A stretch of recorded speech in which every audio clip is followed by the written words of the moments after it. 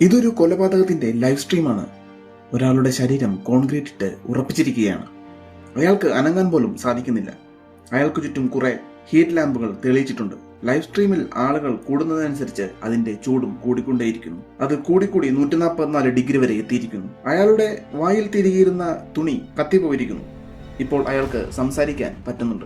അയാൾ കുറെ നമ്പറുകൾ പറഞ്ഞുകൊണ്ടേയിരിക്കുന്നു. ഇത് കണ്ടുകൊണ്ടിരുന്ന പോലീസുകാർ ആ നമ്പറുകൾ 8808 ആണെന്ന് മനസ്സിലാക്കുന്നു. എത്രയും പെട്ടെന്ന് അവർ ആ നമ്പറുള്ള വീട്ടിലെത്തുന്നു.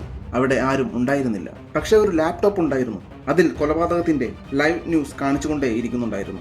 കാരണം കൊലപാതകയ്ക്ക് അറിയാമായിരുന്നു പോലീസുകാർ അന്വേഷിച്ച് ഇവിടെ എത്തുമെന്ന്. റെസ്ക്യൂ ഓപ്പറേഷൻ പരാജയപ്പെട്ടു. അയാൾ വളരെയധികം വേദന സഹിച്ച് മരണപ്പെട്ടിരിക്കുന്നു.